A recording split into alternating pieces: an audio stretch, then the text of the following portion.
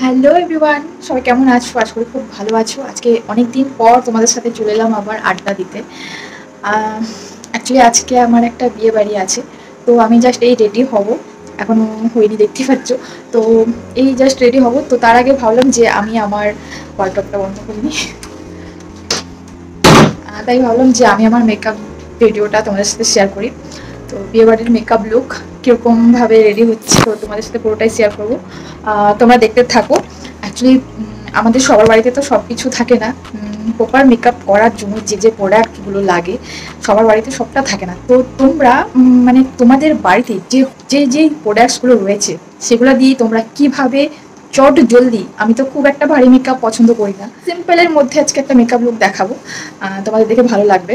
তো তোমাদের বাড়িতে যে যে যেই ধরনের প্রোডাক্টস রয়েছে তোমরা সেইটা দিয়েই মানে সাজতে পারো। তো চলো বেশি কথা বলবো না, মেকআপটা শুরু করা যাক, দেখতে থাকো। তো আমি এখানে প্রথমে মুখটা ক্লিন করে নেব আগে ওয়াইপস দিয়ে। আমি স্নান করে ভিএলসিসের একটা লোশন লাগিয়েছিলাম, তো আমি আর পরে মুখে ফেস ওয়াশ করিনি। তো মুখে অনেক নোংরা থাকতেই পারে, তো সেই জন্য আমাদের যে কোনো মেকআপ করার আগে ওয়াইপস দিয়ে মুখটা ভালো করে ক্লিন করে নিতে হয়। তো এরপর আমি একটা ময়শ্চারাইজার ইউজ করব, যেটা হচ্ছে সেটা পেলে একদম কম প্রাইসের মধ্যে। তোমাদের এটা না থাকলেও কিনে নিতে পারো, মাত্র এটার প্রাইস লেখা আছে। 1 মিনিট আমি দেখে জাস্ট বলছি। এটা লেখা আছে 599 এমআরপি, কিন্তু এটা ওই 400 450 মতন হবে হয়তো। তো আমি এটা অনেকদিন আগে নিয়েছিলাম, তো তাই ভুলে গেছি। এটা হচ্ছে সিটাফিলের। তো আমি এখন এটা ইউজ করে নিচ্ছি। আমি এখানে মুখটা ড্রাই করে ময়শ্চারাইজার লাগিয়ে নিচ্ছি। আমার ফেসে যতটা প্রয়োজন মতন আমি ময়শ্চারাইজারটা লাগিয়ে নিচ্ছি। আর হ্যাঁ, আরেকটা কথা, আমি কিন্তু ময়শ্চারাইজারটা হাতেই লাগিয়ে নিই। বলতে পারো হাতেই আমি বেশি কমফোর্টেবল। আর আমি আমার নিজের মুখে তো হাতেই ভালো লাগে আমার বেশি, তো সেই জন্য আমি হাতে ইউজ করে নিচ্ছি। তোমরা তোমাদের চয়েস মতন করতে পারো, তুলিতেও করতে পারো কিংবা হাতেও করতে পারো। তো ময়শ্চারাইজারটা লাগানোর পর আমি এখানে একটা মোটা পিচবোর্ড নিয়ে হাওয়া করে নিচ্ছি, যাতে আমার ক্রিমটা জলদি শুকিয়ে যায়। কেননা বিয়েবাড়ি আছে বলে কথা, একটু জলদি মেকআপটা করতে হবে, নাহলে আমার ওদিকে লেট হয়ে যাবে। এরপর আমি ইউজ করে নেব প্রাইমার। ইনসাইডের একটা প্রাইমার, তোমাদের কাছে যে কোনো প্রাইমার তোমরা লাগাতে পারো, কোনো অসুবিধা নেই। যার কাছে যেটা আছে সে সেটাই লাগাতে পারবে।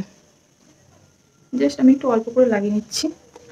তো আমি এখানে প্রাইমার ইউজ করে নিচ্ছি ইনসাইডের। এটাও একদম কম প্রাইসের মধ্যে, তোমরা ফ্লিপকার্ট, অ্যামাজন কিংবা যে কোনো অ্যাপ থেকে নিতে পারো। খুবই ভালো স্কিনের জন্য, একটা লং লাস্টিং মেকআপের জন্য ইনসাইডের এই প্রাইমারটা খুব ভালো কাজ করে।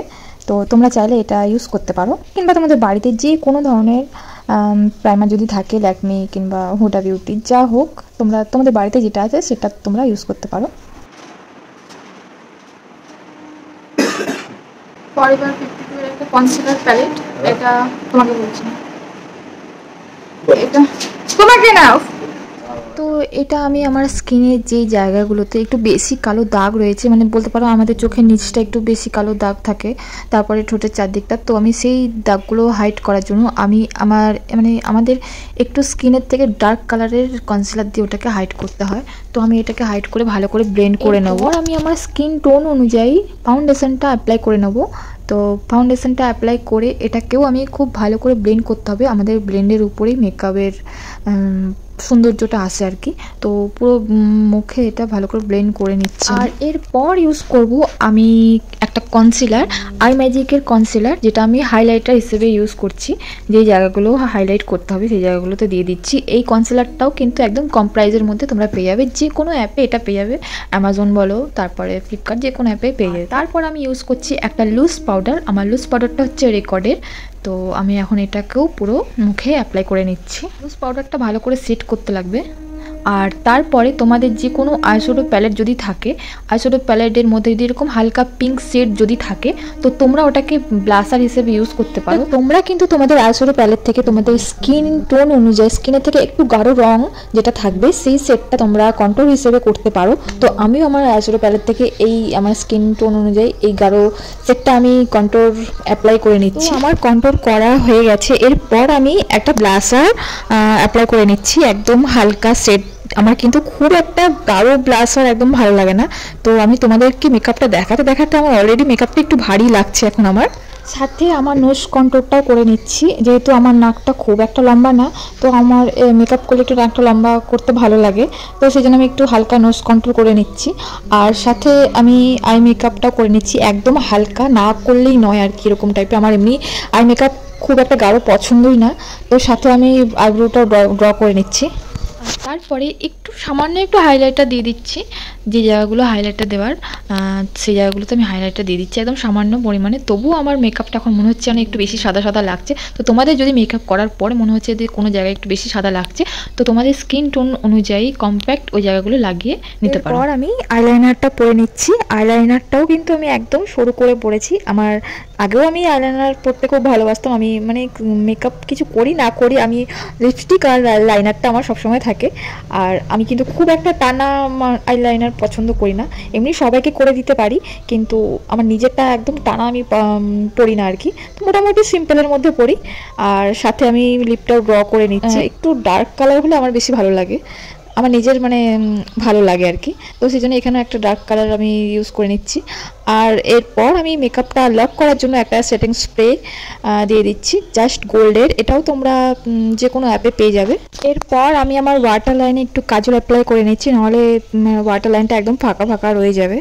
তো পুরো মেকআপটা কমপ্লিট হওয়ার পর এই হচ্ছে আমার মেকআপ, মানে ফাইনাল মেকআপ। এখন আমি মানে হেয়ার স্টাইল করিনি, আর আমি কখনো কোথাও গেলে আমি চুলটা মানে খোপা তো আমি করি না। তো আজকেও আমি একদম সিম্পল একটা হেয়ার স্টাইল মানে ছেড়ে আর কি একটু কাল করে নেবো পুরো চুলটা ছাড়া দিয়ে। তো এরপরে পুরো রেডি হয়ে তোমাদের সামনে আবার আসছি। তো এটা হচ্ছে আমার বিয়েবাড়ি যাওয়ার জন্য একদম ফাইনাল লুক। আর এই শাড়িটা পরেছি একদম এক পিন করে, আর চুলটা পুরোটা ছাড়া দিয়ে একটু হালকা কাল করে নিয়েছি যাতে দেখতে ভালো লাগে আর কি। আর একদম সামান্য একটাই নেকলেস পরেছি, বেশি ভারী কোনো সাজিনি, শুধু মেকআপটা আমার এখনও মনে হচ্ছে না একটু ভারী হয়ে গেল। তো যাই হোক, আজকের ভিডিওটা তোমাদের কেমন লেগেছে অবশ্যই কিন্তু জানিও, একটা কমেন্ট করে দিও আর একটা লাইক করে দিও।